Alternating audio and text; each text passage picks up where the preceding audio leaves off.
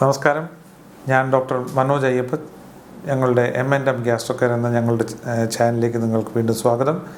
ഞാനിന്ന് സംസാരിക്കാൻ പോകുന്നത് ഇൻഗ്വൈനൽ ഹെർണിയ, അതായത് സാധാരണ സ്ത്രീകളുടെയും പുരുഷൻ്റെയും ഗുഹ്യഭാഗത്ത് വരുന്ന ഇൻഗ്വൈനൽ ഹെർണിയ എന്ന അവസ്ഥയുടെ ലക്ഷണങ്ങളും അതിൻ്റെ കോംപ്ലിക്കേഷനുകളും അതിൻ്റെ ചികിത്സാ രീതികളെയും കുറിച്ചാണ്. ഹെർണിയ എന്നാൽ എന്താണ്?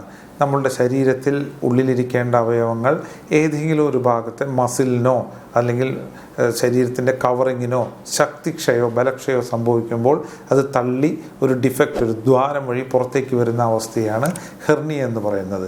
അതിൽ ഏറ്റവും കൂടുതലായി കാണപ്പെടുന്ന പലതരത്തിലുള്ള ഹെർണിയുണ്ട്. അതിൽ ഇപ്പോൾ ഞാൻ പറയാൻ ഉദ്ദേശിക്കുന്നത് ഇൻഗ്വൈനൽ ഹെർണിയെക്കുറിച്ചാണ്. ഇൻഗ്വൈനൽ ഹെർണിയ എന്ന് പറയുന്ന ഗുഹ്യഭാഗത്ത് വരുന്ന ഈ മുഴകളാണ് ഈ ഇൻഗ്വൈനൽ ഹെർണിയ. അത് എങ്ങനെയെല്ലാം രോഗിക്ക് അത് കണ്ടുപിടിക്കാം? സാധാരണ നമ്മൾ എഴുന്നേറ്റ് നടക്കുമ്പോഴോ എന്തെങ്കിലും ജോലി ചെയ്യുമ്പോഴോ നമ്മളുടെ നാഭിക്ക് താഴെ രണ്ട് മുഴ പോലെ, അല്ലെങ്കിൽ ഒരു സൈഡിലോ രണ്ട് സൈഡിലോ വരാം. ആദ്യം ഒരു സൈഡിൽ തുടങ്ങി പിന്നെ മറ്റേ സൈഡിൽ വരാം, അല്ലെങ്കിൽ രണ്ട് സൈഡിൽ ഒരുമിച്ച് വരാം. ഒരു മുഴ പോലെ പുറത്തേക്ക് തള്ളി വരികയും ഒരു കഴപ്പ് പോലത്തെ വേദന വരികയും ചെയ്യുന്ന അവസ്ഥയാണ് ഇൻഗ്വൈനൽ ഹെർണിയ എന്ന് പറയുന്നത്. അത് വരുമ്പോൾ നമ്മൾ കിടക്കുമ്പോൾ അത് ഉള്ളിലേക്ക് പോകും, എഴുന്നേൽക്കുമ്പോൾ പിന്നെയും വരും. ചില പേഷ്യൻസിന് അത് വലുതായി തള്ളി പുറത്തേക്ക് വരുമ്പോൾ നല്ല അസഹ്യമായ വേദന വയറിനുള്ളിൽ അനുഭവപ്പെടാറുണ്ട്. എന്താണ് പുറത്തേക്ക് തള്ളി വരുന്നത്? ഒന്നില്ലെങ്കിൽ ആമാശയത്തിന് മേലെയുള്ള കൊഴുപ്പോ, അതല്ലെങ്കിൽ വൻകുടലോ, അല്ലെങ്കിൽ ചെറുകുടലോ, അതല്ലെങ്കിൽ മൂത്രാശയമോ, അതായത് ബ്ലാഡർ, ഇതെല്ലാമാണ് പുറത്തേക്ക് തള്ളി വരുന്നത്. സോ ഇതിൻ്റെ കോംപ്ലിക്കേഷൻസും പ്രശ്നങ്ങളും എന്താണെന്ന് നോക്കാം. ഇത് ചിലപ്പോൾ നല്ല വേദന ഉണ്ടാവാം. അതെന്തുകൊണ്ട് വേദന വരുന്നു? സാധാരണ പുറത്തേക്ക് തള്ളി വരുമ്പോൾ ഇതിന് ചുറ്റുമുള്ള ഡിഫക്റ്റ്, ദ്വാരത്തിൻ്റെ ഒരു വ്യാസം കുറവാകുമ്പോൾ ഇതിനെ ചെറുക്കും. പുറത്തേക്ക് വരുന്ന അവയവത്തിന് ഇറുക്കുമ്പോൾ വേദന വരാം. ചിലർക്ക് ഇറെഡ്യൂസിബിലിറ്റി, അതായത് ഇത് പുറത്തേക്ക് വന്നിട്ട് ഉള്ളിലേക്ക് പോകാതിരിക്കുന്ന അവസ്ഥ, അങ്ങനെ വരുമ്പോൾ വേദന വരാം. ചിലർക്ക് ഒബ്സ്ട്രക്ഷൻ, ഇത് ഈ റിങ് പുറത്തേക്ക് വരുന്ന ഈ ദ്വാരം ഒരു റിങ് പോലെ ഇത് അടയ്ക്കുമ്പോൾ ഈ കുടലടയുമ്പോൾ കുടൽ വന്ന് വീർത്ത് ഛർദിയും വയർ സ്തംഭനവും വന്ന് വരുന്ന അവസ്ഥയാണ് ഒബ്സ്ട്രക്ഷൻ എന്ന് പറയുന്നത്. അപ്പോഴും വേദന വരാം. ചിലർക്ക് ഇൻകാർസറേഷൻ, അതായത് ഈ വരുന്ന കുടലിലേക്ക് രക്തോട്ടം നഷ്ടപ്പെട്ട് അസഹ്യമായ വേദന വരുന്ന അവസ്ഥയാണ് ഇൻകാർസറേഷൻ. ഇതെല്ലാമാണ് വേദനയും ഇതിൻ്റെ കോംപ്ലിക്കേഷനും. സോ ഇങ്ങനെ കുടലിന് നാശം വരുമ്പോൾ എന്ത് സംഭവിക്കും? വയറ് വന്ന് വീർക്കും, രോഗി അത്യാസന്ന നിലയിലാകും, ഛർദി, കോൺസ്റ്റിപ്പേഷൻ, വയറ്റിൽ നിന്ന് ഗ്യാസ് പോവില്ല. അങ്ങനെ ഒരുപാട് പ്രശ്നങ്ങൾ ഈ ഹെർണിയ കൊണ്ട് വന്നേക്കാം. ഹെർണിയ വലുതാവുന്നതിനനുസരിച്ച് നമുക്ക് വന്നേക്കാം. സോ ഇത് ആർക്കെല്ലാം വരാം? സാധാരണ ഒരു അസുഖവുമില്ലാതെയും ഹെർണിയ വരാം.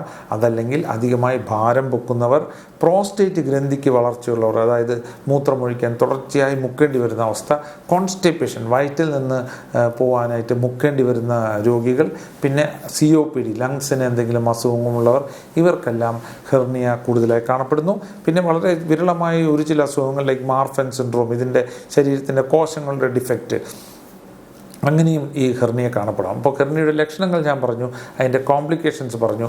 ഇനി അതിൻ്റെ ടെസ്റ്റുകൾ എന്താണെന്ന് നോക്കാം. ആരെ കാണിക്കണം? അങ്ങനെ വരുമ്പോൾ നമ്മൾ ഉടനെ പോയി ഒരു സർജനെ കാണിക്കുന്നതാണ് നല്ലത്. അപ്പം സർജനെ ഏറ്റവും അഭികാമ്യമായ പരിശോധന എന്ന ക്ലിനിക്കൽ എക്സാമിനേഷൻ തന്നെയാണ്. തൊട്ട് നോക്കി രോഗിയോടൊന്ന് ചുമച്ച് നോക്കി അത് പുറത്തേക്ക് തള്ളി വരുന്നുണ്ടെങ്കിൽ അത് ഹെർണിയ ആണ്. പിന്നെ നമുക്ക് ചെയ്യാവുന്ന ഇൻവെസ്റ്റിഗേഷൻ എന്ന് പറഞ്ഞാൽ അൾട്രാസൗണ്ട് സ്കാനാണ്. എന്തിനാണ് അൾട്രാസൗണ്ട് സ്കാൻ ചെയ്യുന്നത്? വേറെ എന്തെങ്കിലും അസുഖം വയറിനുള്ളിൽ, ഫോർ എക്സാമ്പിൾ വയറിൻ്റെ ഉള്ളിൽ ഒരു TB, ട്യൂബർക്ലോസിസ് ഉണ്ടെങ്കിൽ ഇതുപോലെ ഹെർണിയ വരാം. വയറിനുള്ളിൽ മറ്റ് നീര് കെട്ടുന്ന കാർഡിയക് ഫെയിലിയർ, ലിവർ ഫെയിലിയർ മുതലായ അസുഖങ്ങളുണ്ടോ, അങ്ങനെ വേറെ എന്തെങ്കിലും ക്യാൻസേഴ്സുകളുണ്ടോ, ഇതെല്ലാം അറിയാനായിട്ടാണ് അൾട്രാസൗണ്ട്. പ്രൈമ ഫേഷ്യ ഹെർണിയ ഡയഗ്നോസ് ചെയ്യുന്നതിന് ഈ ടെസ്റ്റുകളുടെ ആവശ്യമല്ല, ഒന്നുമില്ല. എന്നിരുന്നാലും നമുക്കൊരു അൾട്രാസൗണ്ട് ചെയ്താൽ നമുക്ക് രണ്ട് ഭാഗത്ത് ഡിഫക്റ്റ് ഉണ്ടോ, ഒരു ഭാഗത്ത് ഡിഫക്റ്റ് ഉണ്ടോ എന്ന് കണ്ടുപിടിക്കാം. സോ എന്താണ് ഇതിൻ്റെ ചികിത്സാ രീതി? അപ്പോൾ നമ്മൾ ഇതിന് ഹെർണിയയ്ക്ക് കഴിഞ്ഞ 5000-10000 വർഷമായി ഒരൊറ്റ ചികിത്സാ രീതിയാണ് ഓപ്പറേഷൻ. സോ അതിന് മുന്നേ ചെയ്യേണ്ട ബ്ലഡ് ടെസ്റ്റുകളെല്ലാം ചെയ്ത് നമുക്ക് ഒരു ഓപ്പറേഷൻ ചെയ്ത് ഈ ഹെർണിയയിൽ വരുന്ന കുടലെല്ലാം ഉള്ളിലേക്ക് മാറ്റി ആ ദ്വാരം അടയ്ക്കാനായി ഒരു നെറ്റിട്ട് അടയ്ക്കുന്ന രീതിയാണ് ഹെർണിയോപ്ലാസ്റ്റി. അതാണ് ഇപ്പോഴത്തെ സ്റ്റാൻഡേർഡ്. അപ്പോൾ അതെങ്ങനെ ചെയ്യാം? ഓപ്പണായിട്ട് ചെയ്യാം, അതായത് അവിടെ കീറി 5 മുതൽ 10 സെൻറ്റിമീറ്റർ നീളത്തിൽ കീറി അത് ദ്വാരമടച്ച് നെറ്റ് വയ്ക്കുന്നതാണ് ഓപ്പൺ ശസ്ത്രക്രിയ. പിന്നെ കീ ഹോൾ, അത് നാഭിയിലും അപ്പുറത്തും ഇപ്പുറത്തും ഓരോ തുളയും ഇട്ട് അതിൻ്റെ ഉള്ളിൽ കൊണ്ടുപോയി നെറ്റിടുന്ന അവസ്ഥയാണ് കീ ഹോൾ ശസ്ത്രക്രിയ, കീ ഹോൾ പിന്നെ ഹെർണിയ റിപ്പയർ. ഏറ്റവും നല്ല റിപ്പയർ ഏതെന്ന് ചോദിച്ചാൽ കീ ഹോൾ തന്നെയാണ്. അതിന് കാരണം വേദന തുച്ഛമാണ്, വേദന വളരെ കുറവാണ്. പിന്നെ രോഗിക്ക് പാടുകളും വളരെ കുറവാണ്. 2 ദിവസത്തിനുള്ളിൽ രോഗി അതേ ദിവസം കാലത്ത് അഡ്മിറ്റ് ചെയ്താൽ വൈകുന്നേരം നമ്മൾ ഡിസ്ചാർജ് ചെയ്യും. ഡേ കെയർ പ്രൊസീജിയറായി ചെയ്യാം. പിന്നെ 2-3 ദിവസത്തിനുള്ളിൽ സാധാരണ ഒരുമാതിരിപ്പെട്ട ജോലിക്കെല്ലാം തിരിച്ച് പ്രവേശിക്കാൻ രോഗിക്ക് സാധിക്കും. സോ അങ്ങനെ പല രീതിയിലും ഈ ലാപ്രോസ്കോപ്പിക് റിപ്പയർ വളരെ കംഫർട്ടബിളാണ്. രോഗിക്ക് കീ ഹോൾ റിപ്പയർ വളരെ നല്ലതാണ്. ചിലവ് ഒരു ലേശം കൂടും, പക്ഷേ എന്നിരുന്നാലും അവസാനം ആകത്തുക നോക്കുമ്പോൾ ചിലവ് ആക്ച്വലി ലാപ്രോസ്കോപ്പിക് ആയിരിക്കും കുറവ്. കാരണം ലീവ് കുറവാണ്, ജോലിക്ക് വേഗം പോവാം, അങ്ങനെ ഒരുപാട് അഡ്വാൻറ്റേജസ് ഉണ്ട്. ഓപ്പൺ ശസ്ത്രക്രിയ ആകുമ്പോൾ ചുരുങ്ങിയത് ഒരു 3 ആഴ്ച മുതൽ 1.5 മാസം നമ്മളതിന് ഒരു റെസ്റ്റ് എടുക്കേണ്ടി വരുന്നുണ്ട്. കീ ഹോളാകുമ്പോൾ അത് വേണ്ട. പിന്നെ ഇതിൻ്റെ ബാക്കി പ്രശ്നങ്ങൾ എന്താണ് വരാൻ നോക്കും. ഇപ്പോൾ ഈ ഹെർണിയയിൽ നമ്മൾ ഇടുന്ന നെറ്റിന് ചില പേഷ്യൻസിന് വളരെ വിരളമായി നെറ്റിൽ ഇൻഫെക്ഷൻ വരാം. അത് സാധാരണ ബാക്ടീരിയൽ ഇൻഫെക്ഷൻ ആവാം, ചിലപ്പോൾ TB പോലത്തെ എറ്റിപ്പിക്കൽ മൈക്രോ ബാക്ടീരിയൽ ഇൻഫെക്ഷൻസ് വരാം.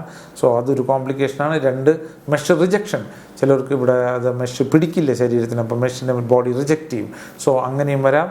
പിന്നെ സീറോമ, അവിടെ നീര് കെട്ടുന്നത്, ക്രോണിക് പെയിൻ, അവിടെ വേദന, തുടർച്ചയായ വേദന, ഇതെല്ലാം വളരെ വിരളമായ കോംപ്ലിക്കേഷൻസാണ്. സോ ഇതെല്ലാമാണ് സാധാരണ നമ്മൾ ഹെർണിയെക്കുറിച്ച് പറയാനുള്ളത്. സോ ഏറ്റവും അഭികാമ്യമായ ട്രീറ്റ്മെൻറ്റ് എന്ന് പറയുന്നത് കീ ഹോൾ തന്നെയാണ്, സംശയമില്ല. സോ ഇതാണ് ഇൻഗ്വൈനൽ ഹെർണിയെക്കുറിച്ച് ഞാൻ പറയാൻ ആഗ്രഹിക്കുന്നത്. നിങ്ങൾക്ക് ഈ വീഡിയോ ഇഷ്ടപ്പെട്ടെങ്കിൽ നിങ്ങൾ ലൈക്ക് ചെയ്യുക, ഷെയർ ചെയ്യുക. ഞങ്ങളുടെ സബ്സ്ക്രൈബർ ബട്ടൺ അമർത്തിയാൽ നിങ്ങൾക്ക് ഞങ്ങളുടെ പുതിയ വീഡിയോസ് എല്ലാം ഉടൻ ലഭിക്കുന്നതാണ്. നന്ദി, നമസ്കാരം.